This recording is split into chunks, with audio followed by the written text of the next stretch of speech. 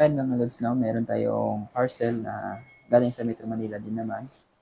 Try natin ito i-unbox kung okay ba at legit ba yung parcel na ito. So, in-order ko to no, noong January 23 at dumating na ngayong February 1. So, wala nang paligoy-ligoy pa, buksan na. Ano pala to ng mga lods, no? Sound card. Gamitin natin to pang pang recording, audio recording. Kasi maganda daw ito gamitin pang audio recording eh. Try natin buksan.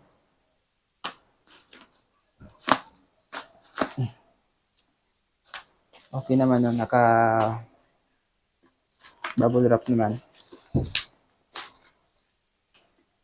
Makapal na din naman. Good ang packaging niya.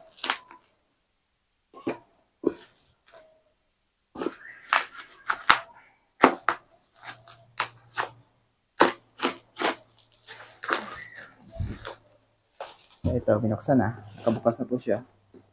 Ito po yung side niya ng carton packaging. So buksan natin. Paano ito buksan?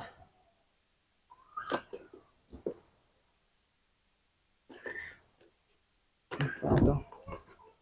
Ito lang pala. So buksan natin. Check. So ito lang yung ano.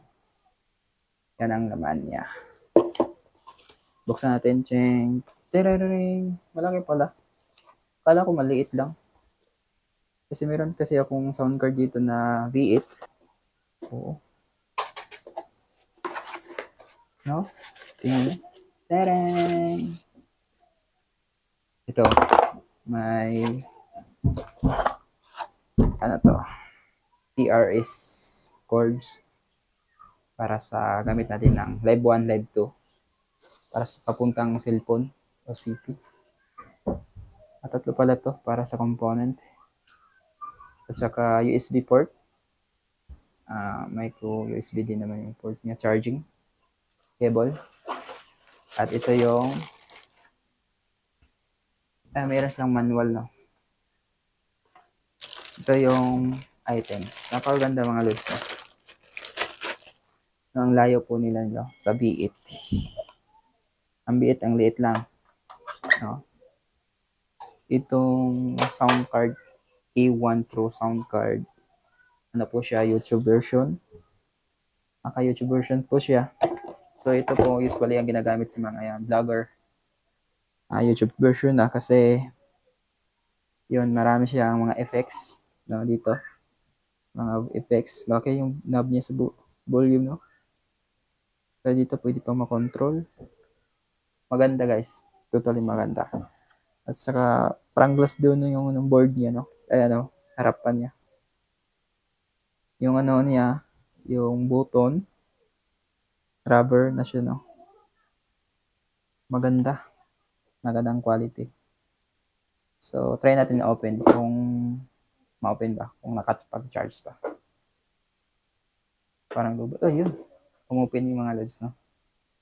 Napakaganda niya mga LEDs, di ba? So, napakaganda naman. Ito po yung, niya, LED. So, pwedeng hinaan, pwedeng lakasan. Pwedeng hinaan, lakasan. Ayan. So, ito po yung mga... So, try natin. I-plug dito. Napakatuwa. Parang merong dito masabit. So, lagay natin dito sa mic. So, meron pa siyang dynamic mic to. Pwede siyang gamitin sa pang dynamic na mic. Meron siyang condenser, dalawang condenser. Pwede dito. Saksak natin to. Condenser. And then, may headphone tayo. Saksak natin dito sa headset. Ayan mga lods na. May headset na. So, babaan muna natin. Babaan. Yung volume niya. Check muna natin. Sound check. Check. Mic 1 test. Check mic 1 test. Check mic 1 test. Ayan mga loads, na-connect na natin yung mic. Na-connect na din natin sa camera yung K1 natin sound card. So may volume siya dito para sa boses. Ayan. At kung gusto mong lagyan ng echo, ito. Ayan, sound check. Ito yung volume niya. So baba natin ng konti ng echo. Ayan mga lords. So wala ng echo, no? Napakaganda nito, no? Kasi ang daming mga sound effects. Ito. A few moments later. Ito pa.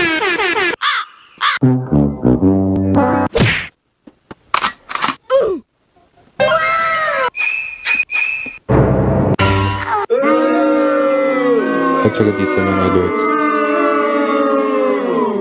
Pwede kang mag-custom. May 4 pa na slot. At dito pa rin.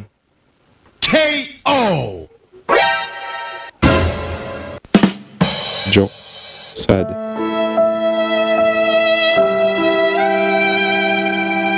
Joke. Oh no! So maraming no. Maraming effects. Ayan po yun. Ito po yung niya. Kung naka-Bluetooth ka, dito po i-adjust yung volume.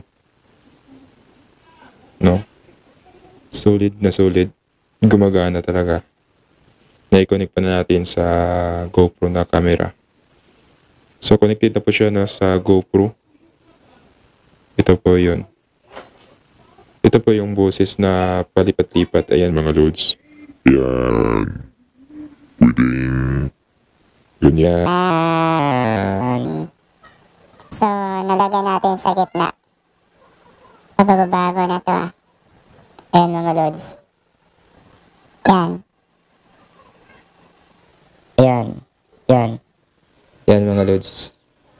Yung original natin na audio. Yan. So, may pa dito sa record.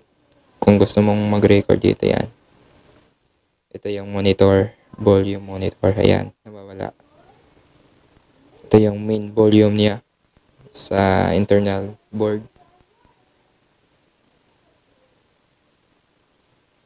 So, maraming salamat mga loads na ito na yung konting review sa items na ito. K1 Pro sound card. Naka-YouTube version na po siya. Naka-reduction noise na po siya, no? Para mas maganda yung mic. Usually ginagamit ito sa mga audio recording. O mag-ano lang talaga nung tawag yun. Nag-edit ng video nila.